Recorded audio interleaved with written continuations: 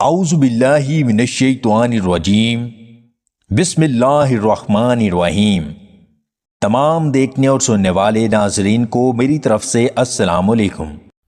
اگر منہ سے بدبو آتی ہے تو تلسی کا پتا شہد میں ڈبو کر کھایا کریں، منہ سے بدبو آنا ختم ہو جائے گی۔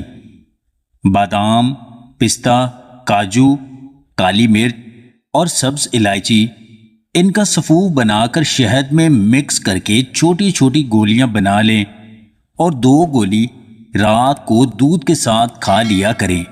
قوت با بڑھانے کے لیے بہت مفید ہے۔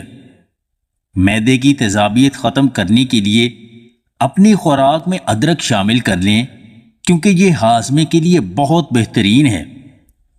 جو انسان صبح کے وقت 7 اجوا کھجوریں کھاتا ہے اس پر جادو اثر نہیں کرتا۔ گردے کو طاقتور بنانے کے لیے دہی میں لوبیا ڈال کر کھایا کریں، بہت مفید ہے۔ سانس کی تکلیف میں اجوائن کی چائے جادوئی کام کرتی ہے۔ گھر میں کسی کو کھانسی کا مسئلہ ہو تو ٹینڈے کا سالن بنا کر کھلائیں۔ نیم کے پتوں کا رس 1 گلاس پانی میں ڈال کر پینے سے آپ کو کبھی دل کا مسئلہ نہیں ہوگا۔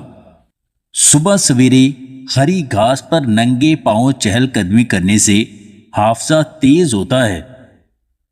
پیٹ کی آدھی سے زائد بیماریاں آہستہ آہستہ کھانے سے زائل ہو جاتی ہیں۔